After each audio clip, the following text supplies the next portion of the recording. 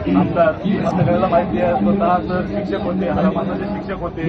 त्यामुळं सरांना आपले प्रश्न अगोदरच अवगत आहेत. कारण त्या दिवशी जी आर निर्गमित झाला त्याच्यामध्ये काय चुका आहेत या सगळ्या गोष्टी सरांना अगोदर सांगितल्या होत्या आणि तात्काळ सरांच्या लक्षात आल्या सरांनी सुद्धा आपल्या संदर्भात मागण्यांच्या संदर्भामध्ये पाठपुरावा करून एक तात्काळ पत्र जे आहे शिक्षण मंत्र्यांना आणि प्रधान सचिवांना पाठवले होते.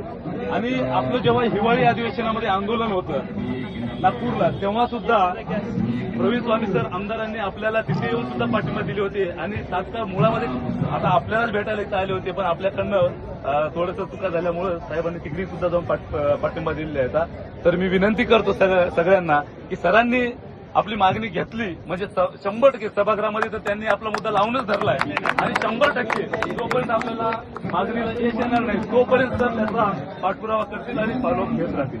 सरांनी आताच म्हटलं की तो मागणी जी आहे आपली मर्यादित प्राधान्यक्रम दिलेली अमर्याद करण्याची ते तर मुद्दा कंप्लीट झाला म्हणजे, पण आपल्याला फक्त लेखी येणं अपेक्षित आहे.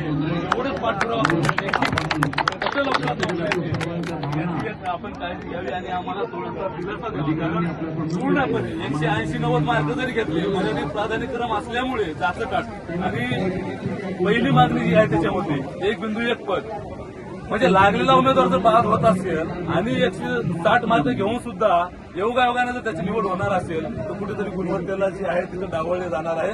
समानतेचे अधिकार जे आहेत त्याची पायमल्ली होणार आहे. त्यामुळं सरांना तो विषय चांगल्या पद्धतीने अवगत झाला आणि असाच पाठपुरावा करून आता आम्हाला न्याय द्यावा ही एक विनंती आहे आणि पुढे सर बोलतील.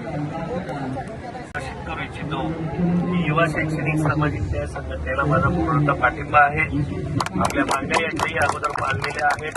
काही मागण्या आवश्यकता त्यांनी मान्य केलेल्या आहेत. त्याचं आदेश रूपामध्ये रूपांतरण व्हावं याकरता देखील मी नक्की प्रयत्न करेन. माझ्यासोबत अनेक समविचारी आमदार आहेत. तुमच्या आदरणीय कैलासदादा पाटील आहेत. समोर बसणारे आपले युवकांचे हृदयस्थान असलेले आदरणीय आदित्यजी ठाकरे आहेत, प्रभूजी आहेत किंवा इकडं समोरच्या बाजूला देखील म्हणजे सत्ताधारी लोकांमध्ये देखील काही आमदार सकारात्मकरित्या आपल्याला आहेत. म्हणजे आपल्या लोकांना विनंती आहे की आपापल्या आमदारांनाही या मागण्या आपण द्या आणि ज्याच्यामुळं एक चांगली धार या आंदोलनाला प्राप्त होईल.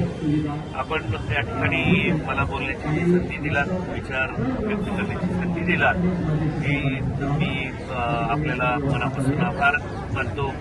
आणि ह्या आंदोलनामध्ये एक आपला भाऊ म्हणून मी कायमस्वरूपी आपल्यासोबत राहील. या ठिकाणी देतो आणि धन्यवाद. जय हिंद, जय महाराष्ट्र.